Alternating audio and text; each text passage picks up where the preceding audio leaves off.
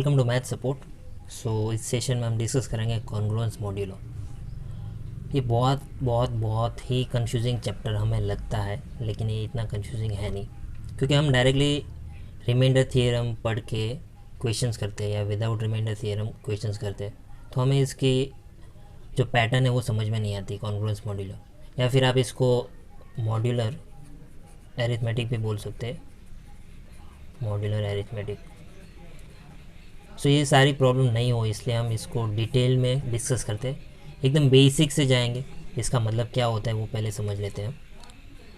तो कॉन्ग्रुएंस जो हम ट्रायंगल के लिए समझते हैं कि दो ट्रायंगल कॉन्ग्रुएंस कब होते हैं, यानी कि वो दोनों इक्वल कब होते हैं, तो वही चीज़ हम नंबर के फॉर्म में डिस्कस करेंगे कि कुछ कंडीशन सेम होनी चाहिए उनके बीच में, तब जाकर वो नंबर्स एक दूसरे के कॉन्ग्रुएंस होंगे।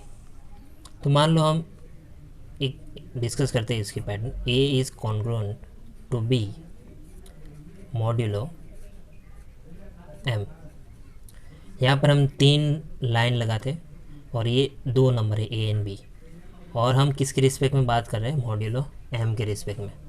तो इस पैटर्न को हम समझते हैं, इसका मतलब क्या होता है। इसका सिंपल मतलब होता है if A and B have same remainder when divided by non-zero positive integer, और वो इंटीजर हम यहाँ पर m ले रहे हैं। तो सिंपल सी इसकी डेफिनेशन है, डेफिनेशन ये है कि a एंड b कॉन्ग्रुएंट हो जाएंगे जब हम इन दोनों को कोई एक non zero positive integer m से डिवाइड करते हैं। तो लेकिन उस दोनों कंडीशन में रिमाइंडर सेम आना चाहिए। तो ऐसे समझ में नहीं आएगा, हम एक एग्जांपल लेते हैं, जैसे कि 7 इज़ कॉन्ग्रुएंट टू 12। मॉड्यूलो को हम शॉर्ट में मोड लिखते हैं, मोड 5। अब आप देखोगे इन दोनों केस में, तो 7 को अगर मैं 5 से डिवाइड करता हूँ तो मुझे रिमाइंडर मिलेगा 2, और 12 को अगर मैं 5 से डिवाइड करता हूँ तो मुझे रिमाइंडर मिलेगा 2। तो हम ऐसे दो नंबर की बात कर रहे हैं कि जिसको मैं कोई एक सेम नंबर से डिवाइड करता हूँ, और दोनों केस में अगर रिमाइंडर सेम आते हैं तो वो दोनों नंबर को हम बोलेंगे कॉन्ग्रुएंट नंबर, और उसके लिए साइन है 3 बार। एक और एग्जांपल लेते हैं, जैसे मान लो 28 इज़ कॉन्ग्रुएंट टू 33 मोड 5। जैसे आप 28 को डिवाइड करोगे 5 से तो रिमाइंडर मिलेगा 3, और 33 को मैं अगर 5 से डिवाइड करता हूँ तो रिमाइंडर मिलेगा 3। तो इन दोनों केस में सेम रिमाइंडर है, तो ये दोनों नंबर कॉन्ग्रुएंट हो गए। बट आपको कंडीशन याद रखनी है कि दोनों जो जिससे हम डिवाइड कर रहे हैं वो पॉजिटिव इंटीजर होना चाहिए। ये हुआ बेसिक इसका मतलब। इससे हम आगे भी कुछ बढ़ सकते हैं कि जैसे इन दोनों नंबर में रिमाइंडर सेम है जब मैं 5 से डिवाइड करता हूँ, तो इस कंडीशन को मैं फर्दर ऐसे लिख सकता हूँ, if A is congruent to B when mod M। तो A माइनस B करूँगा तो यहाँ पर आ जाएगा 0, और यहाँ पर हम लिखते हैं mod M। हम इस चीज़ को डिटेल में समझते हैं कि अगर A एंड B कॉन्ग्रुएंट है फॉर mod M, तो उनका सब्ट्रैक्शन जो होगा, तो सब्ट्रैक्शन मान लो इस चीज़ को हम ऐसे समझते हैं कि A माइनस B एक नंबर है, 0 एक नंबर है, तो जब मैं A माइनस B को डिवाइड करता हूँ तो रिमाइंडर जो मिलेगा वही रिमाइंडर मैं 0 को डिवाइड करूँगा तो मिलेगा। तो अगर मैं 0 को m से डिवाइड करूँगा तो मेरा रिमाइंडर हो गया 0, यानी कि यहाँ पर भी रिमाइंडर आएगा 0। तो सिंपल सी बात है कि जब a माइनस बी को मैं m से डिवाइड करता हूँ तो रिमाइंडर 0 मिलता है। तो मैं यहाँ से क्या बोल सकता हूँ, that m is a factor of a minus B. अब ऐसा क्यों, तो इसका हम प्रूफ लेते हैं। तो हम यहाँ से स्टार्ट करते हैं कि मेरे पास दो नंबर है a एंड b। तो a को मैं कुछ एज्यूम कर लेता हूँ कि हम उसको m से अगर डिवाइड करते हैं तो मुझे मिलता है m q1 प्लस रिमाइंडर मान लेता हूँ r। यूक्लिड डिवीज़न एल्गोरिथम आपको पता होना चाहिए, जहाँ पर हम जो स्पेसिफिकेशन लेते थे नंबर के वही हम यूज़ कर रहे हैं।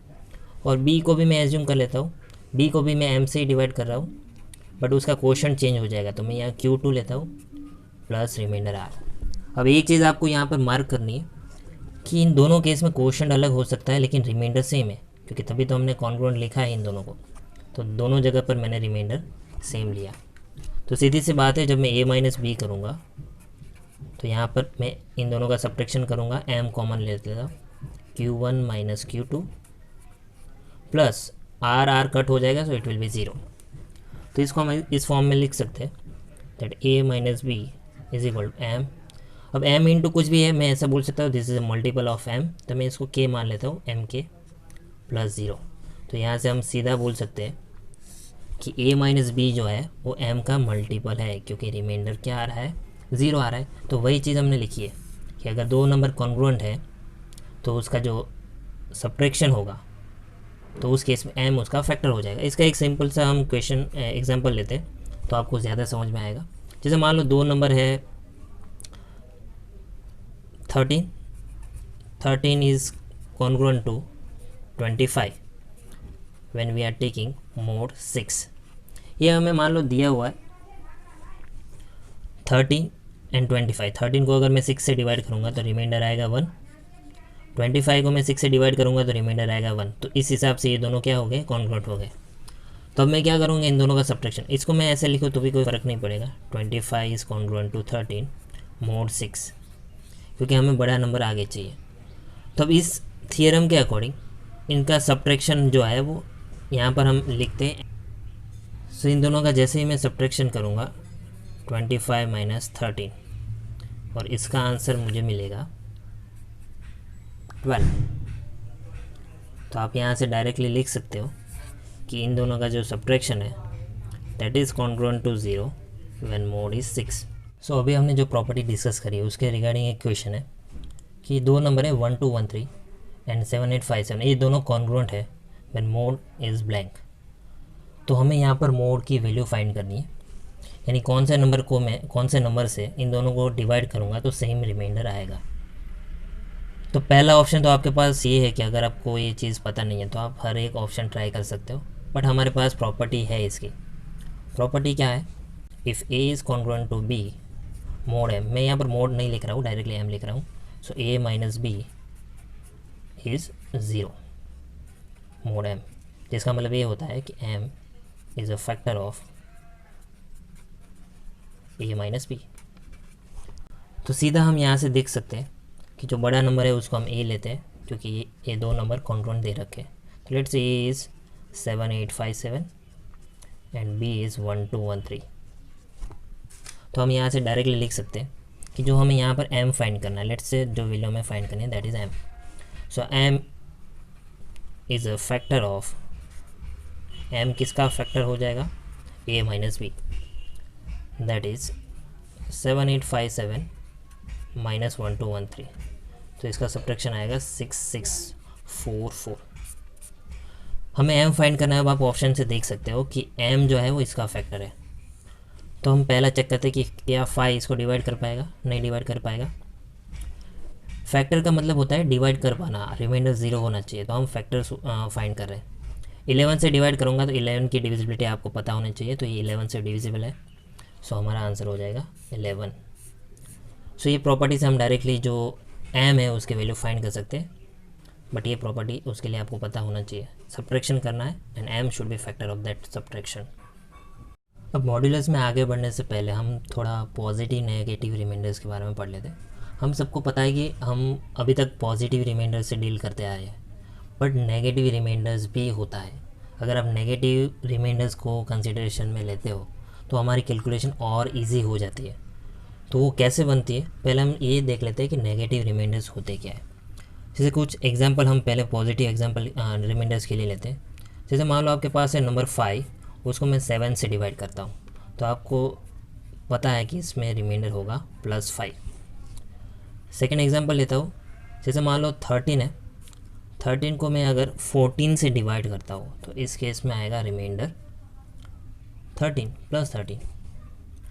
एक और एक एग्जांपल लेते हैं। जैसे मान लो हम डिवाइड करते हैं 26 को, और 26 को मैं 8 से डिवाइड करता हूँ, तो इस केस में रिमाइंडर क्या आएगा, +2 आएगा। तो ये तो अभी तक हमें पता ही है कि पॉजिटिव रिमाइंडर्स क्या होता है। अब हम बात करते हैं नेगेटिव रिमाइंडर्स। तो जैसे मैं 5 को 7 से डिवाइड करता हूँ तो ये 7 के नेक्स्ट मल्टीपल से कितना कम है वो अब हमें देखना है। तो 7 का पहला मल्टीपल ही आएगा कि 7, तो 7 से कितना पीछे है, तो -2, तो इसका रिमाइंडर -2 होगा नेगेटिव में। 14 का मल्टीपल इसके आसपास में है तो वो 14 है, 14 से ये कितना पीछे है, तो ये रिमाइंडर हो गया -1। सिमिलरली 8 का मल्टीपल 26 के नज़दीक कौन सा मल्टीपल है, तो 8 का मल्टीपल नेक्स्ट जो आता है दैट इज़ 8 4 ज़ा 32। तो 32 से ये कितना पीछे है, तो ये है -6 पीछे। तो इस केस में हम ये पॉजिटिव रिमाइंडर्स भी कंसिडर करते हैं, नेगेटिव भी करते हैं, बट कब पॉजिटिव करना है कब नेगेटिव। लेकिन हम कभी भी रिमाइंडर्स जो है उसका आंसर नेगेटिव नहीं लिखते, हमारा जो आंसर है वो ऑलवेज़ पॉजिटिव ही आएगा। सिर्फ कैलकुलेशन पर्पज़ के लिए हम नेगेटिव रिमाइंडर्स लेते हैं। तो कब ये नेगेटिव लेना है हम आगे डिस्कस करेंगे, बट जब भी हमें नेगेटिव रिमाइंडर हम कंसिडर करते हैं तो उसको हम at the end positive remainders में कन्वर्ट कर लेते हैं। वो कैसे करते हैं, जैसे मान लो जो भी नेगेटिव रिमाइंडर्स आए उसमें आप वही डिवाइज़र वापस से ऐड करते हो। जैसे यहाँ 7 से डिवाइड करता हो तो मैं +7 कर दूंगा, so my final answer will be +5 जो मेरा है पॉजिटिव रिमाइंडर। डिवाइज़र ऐड कर देना है, 14 से डिवाइड करो, -1 + 14 is again positive 13। Divisor add कर देना है, डिवाइज़र यहाँ पर 8 है तो -6 + 8 इज़ +2। तो ऐसे हमारा रिमाइंडर्स मिल जाता है। तो कुछ केस में आपको ऐसे करना होता है, जैसे मान लो कि मैं 1998 इसको मैं 10 से डिवाइड कर रहा हूँ, तो आप डायरेक्टली बोल सकते हो कि 10 के मल्टीपल से 2 कम है, तो इसका डायरेक्टली नेगेटिव रिमाइंडर आ जाएगा -2। और नेगेटिव हम एक्सेप्ट नहीं करते हैं तो उसमें वापस से डिवाइज़र ऐड कर देंगे, तो उस केस में इसका रिमाइंडर हो जाएगा +8। तो ऐसे ये तो 10 का मल्टीपल था इसलिए सिंपल है, बट ऐसे कुछ नंबर होंगे जिसमें आपको नेगेटिव रिमाइंडर फाइंड करना बहुत ही ईजी हो जाएगा, तो उस केस में हम नेगेटिव रिमाइंडर का भी यूज़ करेंगे। कॉन्ग्रुएंस मॉड्यूलो जो है उसमें भी हम नेगेटिव रिमाइंडर्स का आगे यूज़ करेंगे। तो आपको ये पता होना चाहिए कि नेगेटिव रिमाइंडर्स कैसे जनरेट होता है। सो अभी हमने जितनी थियरीज कवर करी है उसके रिलेटेड हम 2-3 क्वेश्चंस कर लेते हैं, तो हमें ज़्यादा आइडिया रहेगा इसका। मान लो एक क्वेश्चन है 1128 is congruent to 3245 when modulo is 7। तो हमें बताना ये ट्रू है या फॉल्स है कि ये दोनों नंबर कॉन्ग्रुएंस है when we are using modulus 7। तो हम चेक करते हैं कि इन दोनों को अगर मैं 7 से डिवाइड करूँ तो रिमाइंडर सेम आना चाहिए, वो कुछ भी हो लेकिन सेम आना चाहिए। तो 1128 इसको अगर मैं 7 से डिवाइड करता हूँ तो रिमाइंडर आएगा 1, आप चेक कर सकते हो। 3245 इसको मैं अगर 7 से डिवाइड करूँगा तो रिमाइंडर आ रहा है मेरा 4, इसका मतलब रिमाइंडर सेम नहीं है, तो ये दोनों नंबर आपस में कॉन्ग्रुएंट नहीं है, तो इसका आंसर आएगा false. Second question 213 is congruent to blank when using mod 5। जब mod 5 यूज़ करता हूँ तो यहाँ पर ब्लैंक में क्या आंसर आएगा, तो हमारे ऑप्शंस दे रखे 45, 111, 78 एंड 97। तो यहाँ पर हमें ब्लैंक में नंबर फाइंड करना है, तो यहाँ पर वो नंबर आएगा जिसको मैं 5 से डिवाइड करूँ तो जो रिमाइंडर आए वही रिमाइंडर इस केस में आना चाहिए। तो पहले मैं ये देख लेता हूँ कि 213 को अगर मैं 5 से डिवाइड करता हूँ तो रिमाइंडर कितना आएगा। तो 210 जो है इससे नज़दीक है, तो 3 ज़्यादा बच रहा है, तो इसका रिमाइंडर आएगा 3। यानी कि यहाँ पर मुझे ऐसा नंबर लिखना है जिसको मैं 5 से डिवाइड करूँ तो रिमाइंडर क्या आना चाहिए, 3 आना चाहिए। तो 45 5 का मल्टीपल है, रिमाइंडर 0, इसका रिमाइंडर 1 आएगा। 78 को अगर मैं 5 से डिवाइड करूँ तो रिमाइंडर आएगा 3। That means my answer is 78। So that's very simple logic. Next question, ABCD bar is congruent to blank when mode is 10। So यहाँ पर जो ABCD के ऊपर बार किया है उसका मतलब सिंपल सा यही बनता है कि ABCD are 4 single digit number और उससे ये 4 डिजिट का नंबर फॉर्म हो रहा है और उसको मैं 10 से डिवाइड करूँगा तो रिमाइंडर क्या आएगा। हमारे पास ऑप्शन में है A, B, C and D। तो सिंपल सा लॉजिक है, कोई भी नंबर को आप 10 से डिवाइड करते हो तो यूनिट डिजिट मिलता है, so that's why answer is D। ऐसा क्यों? तो कोई भी नंबर ले लो, जैसे 2378, उसको मैं 10 से डिवाइड करता हूँ, तो आपको पता है कि 2378 इसके नज़दीक 2370 है जो 10 का मल्टीपल है, इससे 8 ज़्यादा है, तो हर बार जो यूनिट डिजिट होगा वही आपका रिमाइंडर आएगा। सो ऐसे ही आप कोई भी नंबर को 100 से डिवाइड करते हो तो लास्ट 2 डिजिट उसका रिमाइंडर होता है, यानी कि अगर मैं 2378 को 100 से डिवाइड करूँगा तो रिमाइंडर क्या आएगा? 78 इफ़ डिवाइडेड बाय 100। ऐसे ही अगर मैं 2378 को 1000 से डिवाइड करूँगा, डिवाइडेड बाय 1000, तो लास्ट 3 डिजिट आते हैं उसका रिमाइंडर 378। बट हमें यहाँ 10 के लिए पूछा है, तो 10 है तो यूनिट डिजिट आएगा। तो ऐसे ही आपको ये याद रखना है, या फिर आप इसको प्रोसेस भी कर सकते हो।